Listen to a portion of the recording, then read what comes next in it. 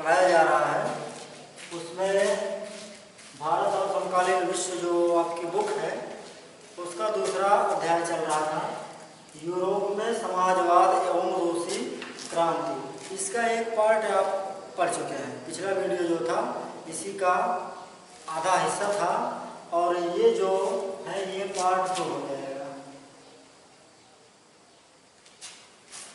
तो इसमें था, इससे पहले आप पढ़ चुके हैं कि यूरोप में खासकर रूस में 3 टाइप के मानने वाले लोग थे, 3 विचारधारा के लोग थे। आपको बताया गया है रेडिकल थे, उसमें रूढ़िवादी थे, समाजवादी थे। समाजवादी जिनके मन में ये विचार था कि सबकी सहमति पे सरकार बने, सबका विकास हो, सबका सहयोग हो। रेडिकल था, पूर्ण रूप से एकदम चेंज करना चाहता था, पुरानी राजशाही व्यवस्था चेंज करना चाहता था, लेकिन वो भी चाहता था कि सार्वजनिक मताधिकार के द्वारा सरकार बने।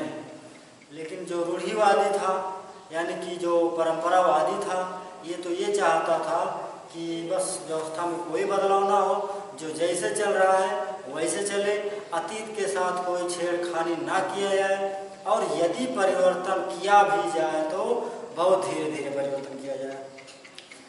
इस क्रम में अगला जो पार्ट या यूँ कहें चैप्टर है, पेट्रोग्राद में फरवरी क्रांति। रूस में एक जगह था पेट्रोग्राद में फरवरी क्रांति।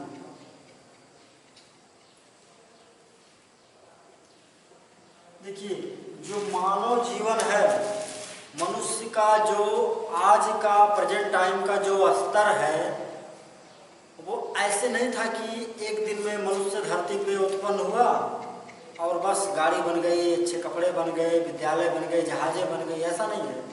या सामाजिक जो विचारधाराएं हैं, मान्यताएं, रीति रिवाज तुरंत बन गए, ऐसा नहीं है। इसको बनने में हजारों लाखों वर्ष लगे। तो कहने का मतलब इस चैप्टर के माध्यम से या इन किताबों के माध्यम से या इतिहास की किताबों के माध्यम से आप ये समझने का प्रयास करते हैं कि दुनिया में कोई मान्यता, कोई विचार कैसे पनपा और उसका विस्तार किस तरह से किन कालों में, समयों में गुजरते हुए वर्तमान के स्तर तक पहुंचा है। जब इस बात को आप समझ लेंगे तो जो वर्तमान में कोई चीज़ समझने की बात आती है तो अपने जो पास्ट टाइम रहता है उससे हम लोग थोड़ा अनुभव ले लेते हैं और उसी अनुभव से हम अपने प्रेजेंट को या फ्यूचर को अच्छा करने का प्रयत्न करते हैं। तो इस तरह देखते हैं, पेट्रोग्राद में फरवरी क्रांति। फरवरी के महीने में, वो भी 1917, क्योंकि ये जो साल है इसी साल वहाँ पे यानी कि रूस में क्रांति हुई थी। तो पेट्रोग्राद जो कि आज का सेंट पीटर्सबर्ग है रूस का, वही पुराना पेट्रोग्राद था। तो यहाँ पे एक नदी बहती थी, उसका नाम था नेवा नदी थी। इस नदी के दाएं तट पर, नदी के दाएं यानी दाहिने तट पर मजदूरों के कारखाने स्थित थे, मजदूरों के क्वार्टर स्थित थे। यानी कि मजदूरों से संबंधित जितने भवन, जितनी गतिविधियां थी, फैक्ट्रियां थी, सब नदी के दाहिने तट पर स्थित थे। और जो बायां तट था इस पे धनी लोगों का आवास था, जार का विंटर पैलेस था और क्लब थे। तो जितने भी सुख सुविधाओं वाले स्थल थे, भवन थे, वस्तुएं थी, सब बाएं तट पर थी और दाएं तट पे गरीब और मजदूर वर्ग थे। ऐसा प्रतीत होता था कि ये जो शहर की बनावट थी, पेट्रोग्राद शहर की बनावट थी, ये काफ़ी सोच विचार कर की गई थी कि जो गरीब हैं, जो मजदूर हैं, जो लाचार हैं, नदी के उस पार रहें और जो अमीर हैं, प्रभुत्वशाली हैं, ये एक तरफ रहें, या जार या राजा एक तरफ रहे। और जो ड्यूमा था, ड्यूमा अभी 8 में पढ़े हैं ना कि रूस की जो संसद है वो क्या है, ड्यूमा। तो जो ड्यूमा था ये भी बाएं तट पर था। तो इस तरह से स्पष्ट यहाँ दिखता है कि रूस के जो पेट्रोग्राद की बनावट थी वो कुछ न कुछ तो भेदभाव लिए हुए थी। फरवरी के मौसम में वहाँ पे भीषण सर्दी पड़ा और लोग परेशान हुए और उन लोगों की सबसे बड़ी बात तो ये थी कि इस ठंडी की वजह से, बढ़ती हुई परेशानी की वजह से, क्योंकि फसलें भी मारी जा चुकी थी, तो वहाँ पे बाएं तट पर दाएं तट पर जो काम करने वाली फैक्ट्रियाँ थी उसमें एक फैक्ट्री में एक शब्द आया है आपकी किताब में, तालाबंदी। तालाबंदी इसका अर्थ ये होता है कि मालिकों के द्वारा, यानी कि कारखानों या फैक्ट्रियों के मालिकों के द्वारा फैक्ट्री के मुख्य द्वार पर ताला लगा दिया जाता था, अर्थात मजदूरों को घुसने नहीं दिया जाता था, तो उसी को तालाबंदी कहा जाता है। तो एक फैक्ट्री में तालाबंदी घोषित कर दी गई। इसी के समर्थन में इस बात से नाराज होकर अन्य जो मजदूर थे, देखिए अब मजदूरों में एकता यानी संगठन की भावना उत्पन्न होने लगी थी, तो इसी के विरोध में जो दूसरी अन्य फैक्ट्रियां थी यहाँ के भी मजदूर हड़ताल पर चले गए, यानी कि जब इस फैक्ट्री के लोगों को काम नहीं करने दिया जाएगा तो हम लोग भी काम नहीं करेंगे। इससे क्या था, इनकी जो एकता है वो प्रदर्शित होती थी। इसके बाद लोग इकट्ठा होने लगे ड्यूमा के पास, विंटर पैलेस के पास, सरकारी भवनों के पास, सरकारी इमारतों के पास। तो जो जार था उसने भी इस भीड़ को, इस प्रदर्शन को रोकने के लिए, तितर बितर करने के लिए अपने कुछ घुड़सवार सैनिकों को भेजकर उनको गोलियां चलवाकर भीड़ को तितर बितर करने का प्रयास किया जाता। इसके बाद फिर हेडिंग आएगा, इस फरवरी के बाद, यानी फरवरी की क्रांति यही थी कि ठंडी पड़ा, लोगों फैक्ट्रियों में तालाबंदी किया गया, लोग उसके विरोध में प्रदर्शन करने लगे और सम्मेलन करने लगे, आंदोलन करने लगे, जुलूस निकालने लगे और राजा उसका विरोध करने लगा, गोलियां चलवाने लगा। ये तो फरवरी का क्रांति हो गया 1917 में। उसके बाद फरवरी के बाद क्या होता है, इस आंदोलन के बाद, यानी कि फरवरी के बाद क्या हुआ था, 1917 ईस्वी का जो फरवरी था उसके बाद जो एक सरकार बनाया गया, अंतरिम यानी अस्थाई यानी टेम्परेरी, काम चलाऊ, इसी को अंतरिम कहा जाता है। तो एक काम चलाऊ सरकार बनाया गया और इस सरकार में सैनिक अधिकारी, जमींदार और अन्य उद्योगपति, यानी कि ओवरऑल टोटल अगर कह दिया जाए तो निचोड़ कहा जाए तो अमीर लोग इसमें शामिल थे। गरीब या मजदूरों का कोई भी प्रतिनिधि इस अंतरिम सरकार में नहीं शामिल था। जबकि उदारवादी और समाजवादी जो वर्ग था, ये लोग चाहते थे कि अंतरिम सरकार हट जाए और निर्वाचित सरकार बने। जब निर्वाचन होगा यानी कि इलेक्शन होगा तो वहाँ सभी लोग वोट डालेंगे, सबकी सहमति के बाद जब सरकार बनेगी या प्रतिनिधि मंत्री चुने जाएंगे तो मजदूरों की तरफ से भी चुने जा सकते हैं, लेकिन अंतरिम में तो केवल और केवल अमीर वर्ग के लोग ही शामिल थे। इसके बाद फरवरी के बाद जब ये प्रक्रिया चल रही थी कि निर्वाचित सरकार हो और जबकि अंतरिम सरकार में अमीर वर्ग था वो अपने अनुसार कानून बना रहा था, तो इसी के बाद जब अप्रैल का महीना आता है तो वहाँ इस क्रांति के दौरान एक पार्टी बनी थी, उसका नाम था बोल्शेविक पार्टी। इसी पार्टी का नेता था लेनिन। ये अप्रैल में अपने देश रूस में आता है। उससे पहले क्या था कि वो आता है, जैसे गांधी जी आए थे 1915 में, तो वो कहीं गए थे तो लेनिन निकाल दिया गया था, देश से जार ने उसको भगा दिया था।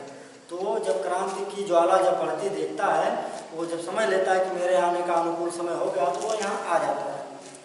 और उसने जो राजा के द्वारा विद्रोह को दबाया जाता था या मनमाना किया जाता था, उसका विद्रोह करना शुरू किया। और इसने 3 मांगों को जार के सम्मुख रखा। इसमें पहली मांग जो थी वो थी कि जो जमीन थी, जमीन को किसानों के हवाले किया जाए, क्योंकि जितनी भी जमीनें थी, जितना भी भूमि था, सब पे किसका हक था आपको बताया जा चुका है। वही जमींदार लोग, प्रभुत्वशाली लोग, राजा के आसपास लगे, मतलब राजा के हितैषी लोग, चमचे जहाँ कह सकते हैं आप, इन लोगों के पास जमीन थी। तो लेनिन ने कहा कि जितनी भी जमीन है उसको किसानों को दे दिया जाए, और इसके साथ जो भी बैंक हैं, इन बैंकों का राष्ट्रीयकरण कर दिया जाए। यानी कोई प्राइवेट बैंक नहीं रहेगा, जो बैंक हैं वो पूरे देश के रहेंगे और पूरे देश के लिए काम करेंगे। इसकी एक मांग और थी कि युद्ध समाप्त किया जाए।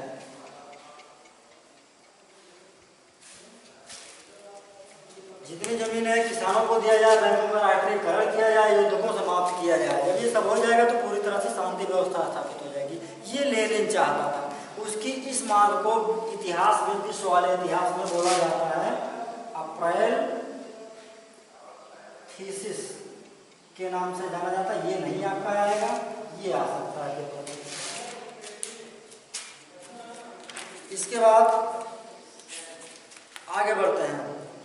ये तो फरवरी के बाद, अब देखिए अक्टूबर में कुछ और भी घटनाएं यहाँ पे घटित हुई थी। उसी साल अर्थात 1917 ईस्वी में रूस में कुछ और घटनाएं हुई थी, और वहाँ हेडिंग जब दिया जाएगा तो अक्टूबर 1917 की क्रांति, अक्टूबर 1917 की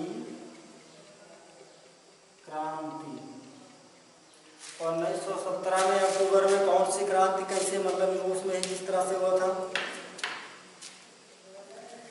अंतरिम सरकार, अभी अभी बताया गया कि इसमें प्रभावशाली उद्योगपति लोग थे, और जो बोल्शेविक पार्टी, जो लेनिन वाली पार्टी थी, इसमें गरीब कारखाना मजदूर, ये सब किसान आदि थे। तो इन लोगों में टकराव बढ़ता गया, और यहाँ पे एक डर ये भी था कि जो अंतरिम सरकार, जो टेम्परेरी काम चलाऊ सरकार अमीरों की बनी है, ये गरीबों के ऊपर कुछ ना कुछ आदेश, कुछ ना कुछ नियम थोपेगी। तो इससे जो था टकराव की आशंका बढ़ने लगी। इस बीच एक पार्टी और थी, पेट्रोग्राद सोवियत, पेट्रोग्राद सोवियत, और एक लेनिन वाली पार्टी यानी कि बोल्शेविक। सोवियत माने बता दें, सोवियत का मतलब स्थानीय इकाई। जैसे हम लोगों के यहाँ जो शक्तियों का बंटवारा स्थानीय स्तर पर कर दिया गया, यानी कि ग्राम पंचायतों और नगर पालिकाओं को, उसी तरह से ग्राम पंचायत और नगर पालिका को रूस में सोवियत कहा जाता है। तो फरवरी क्रांति के बाद सोवियत का गठन हुआ था। तो वो एक पार्टी थी पेट्रोग्राद सोवियत, और बोल्शेविक पार्टी दूसरी थी। इन दोनों पार्टियों को लेनिन ने राजी कर लिया कि जो सत्ता है उस पर हम लोगों का अधिकार होना चाहिए, जार का अधिकार नहीं होना चाहिए, अंतरिम सरकार में जो अमीर वर्ग है उसका अधिकार नहीं होना चाहिए, अर्थात हम लोगों का माने निम्न लोगों का अधिकार होना चाहिए। और इसके लिए उन्होंने क्रांति का करने के लिए समय भी क्रांति का निश्चय कर लिया, लेकिन ये नहीं तय कर पाए कि कब क्रांति होगा। जैसे इंडिया में डेट कुछ और था, क्रांति शुरू हो गई कभी और, इसलिए क्रांति हमारे जो थी असफल थी। तो ऐसे यहाँ पे भी असफल तो नहीं था ये क्रांति यहाँ रूस वाला, लेकिन यहाँ भी डेट कंफर्म नहीं था। इसके बाद जो सरकार थी, क्रांति एक अफवाह फैलने लगी कि अब जो है कभी भी युद्ध हो सकता है क्रांतिकारियों में और राजा के समर्थकों में। तो इस तरह से जो राजा के सैनिक थे, जो राजा के प्रति भक्ति की भावना रखते थे, वफादार जो थे राजा के, ये तमाम सरकारी इमारतों की रक्षा करने के लिए और इन क्रांतिकारियों का जहाँ से अखबार निकलता था उस केंद्रों पर कब्जा करने के लिए निकल पड़े। इसके जवाब में जो क्रांतिकारी वर्ग था, ये भी राजा का विंटर पैलेस आदि अनेक सरकारी इमारतों पे कब्जा करने के लिए चले जाते हैं। और इस आंदोलन में, इस संघर्ष में बोल्शेविकों को अधिकतम रूप से सफलता मिल जाती है, यानी कि बोल्शेविक अपने कामों में अधिकतर जो है सफल हो जाते हैं। फिर डेटिंग देखना है। अभी अक्टूबर में भी लड़ाई हो गया। अब अक्टूबर में भी लड़ाई हो गया तो अक्टूबर के बाद क्या बदला? कुछ बदलाव भी तो हुआ होगा। लड़ाई हुआ, क्रांति हुआ तो कुछ चेंजेस तो होता ही है। तो 1917 अक्टूबर के बाद जो लेनिन की मांगे थी, बैंकों का राष्ट्रीयकरण, ये सब चीज़ें हो चुकी थी। और जो बोल्शेविक थे, जिनमें कि मजदूर और गरीब कारखाना मजदूर इस पार्टी के सदस्य थे, इन्होंने अमीरों के जो बड़े बड़े महल थे उस पर कब्जा कर लिया, अटैक कर दिया, उसको अपने कंट्रोल में कर लिया। और उस मकान के छोटे छोटे टुकड़े तोड़ के नहीं किए, छोटे छोटे टुकड़ों में कमरा टाइप में बना लिए और उस मकान मालिक को रहने के लिए पर्याप्त जगह छोड़कर बाकी सारे मकान को कब्जे में कर लिया गया। ऐसा इसलिए किया गया कि जो भी ज़रूरतमंद और बेघर लोग हैं उनको वहाँ पे घर उपलब्ध कराया जा सके। और एक बदलाव और भी हुआ था, सैनिकों का जो ड्रेस था, एकता प्रदर्शित करने के लिए या फिर यूँ कहिए बदलाव को दिखाने के लिए पूरा का पूरा ड्रेस भी बदल दिया गया था। और जो पदवियाँ मिलती थी, जो पुरानी पदवियाँ दी जाती थी, किसी को कहो ये पदवी दे दिया गया तो वो पदवी भी खत्म कर लिया गया। इसके साथ ही बोल्शेविक पार्टी का नाम जो था रूसी कम्युनिस्ट पार्टी कर दिया गया। रूसी कम्युनिस्ट पार्टी कर दिया गया, बोल्शेविक पार्टी का नाम को चेंज कर दिया। इसके बाद इतने बदलावों के बाद गृह युद्ध भी होता है। रूस में गृह युद्ध भी हो जाता है। क्यों?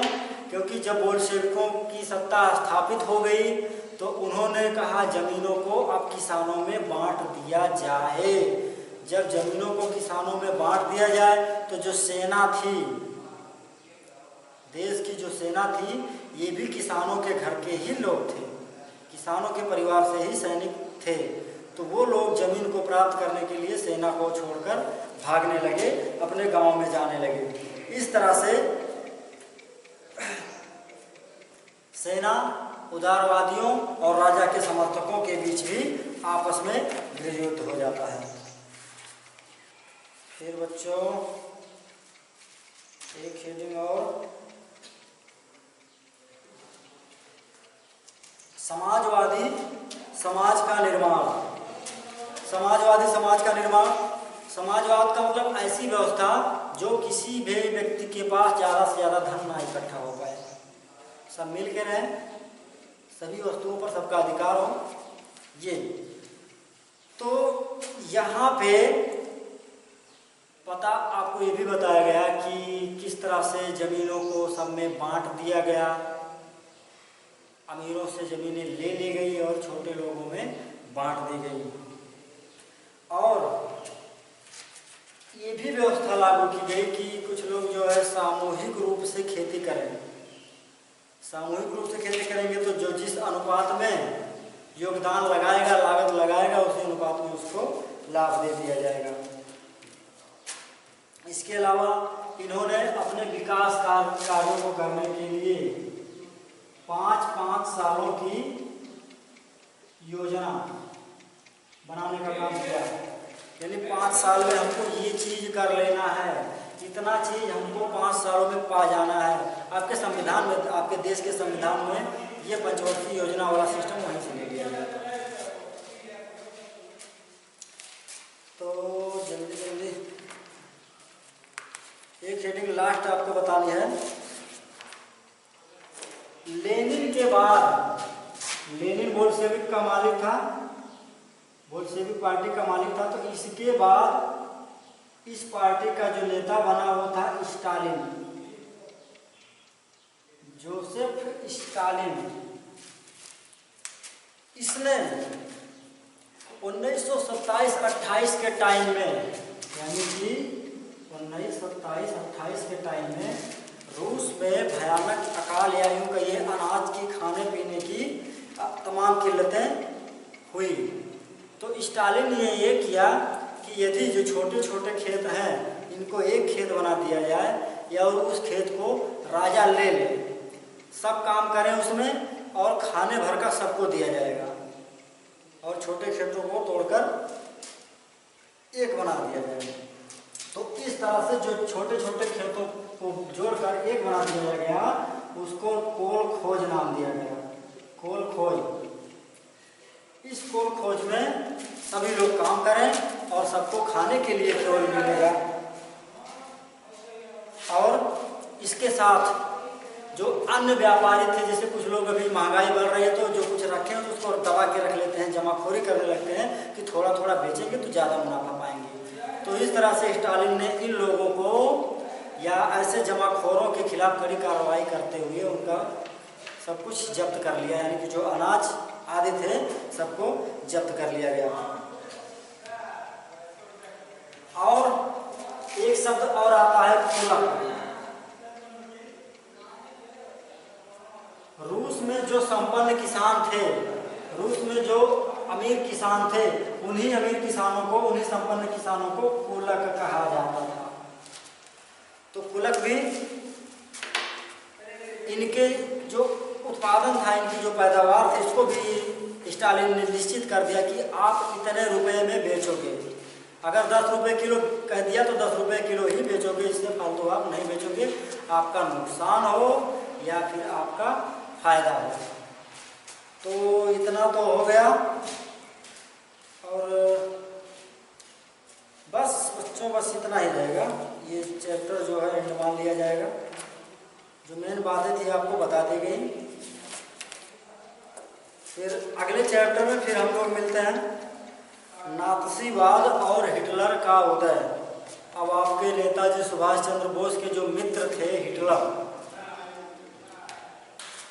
उनके बारे में अगले चैप्टर में हम लोग पढ़ेंगे। और ये वीडियो आपका आगे जारी किया जाएगा, अभी इस वीडियो में नहीं रहेगा। इसमें बस इतना ही। Thank you.